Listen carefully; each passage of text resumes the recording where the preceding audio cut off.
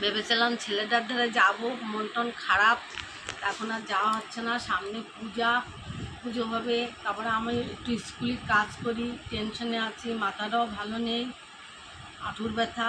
সবাই মানে সবাই ভালো দেখেছিস, থাকে। এবার বোঝ ওনার মুখ দিয়ে গেলি ঘর ঘর করে কথাগুলো বেড়ে যাবে, পেটে কোনো কথা থাকে না।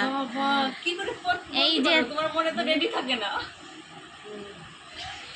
এইরকম মানুষের ইউটিউব চ্যানেল খোলা দরকার। হ্যাঁ, তা বৌমা- রানু মণ্ডল আর একজন বৌমা মালা কিনে এনেছে, তা আমি একটু জানো বকা ভাইরাল হলে দিলাম, এইরকম মানুষই হয়। বকা দিয়েছি যে একটা এখন কিনে একটু এসে রান্না করে খাওয়াবো আমাকে, তাই বলো।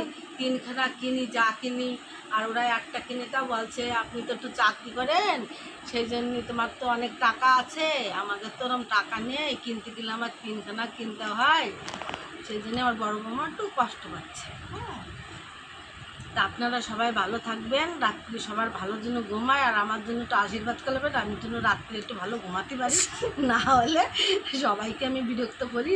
আমার বড় বৌমা মাথায় পাগল হলে ফ্রিজের থেকে জল এনে মাথায় ডালে, আর বেশি তেরি বেরি করলে বড় ছেলেরে ফোন করি, দরজায় লাথি দিই,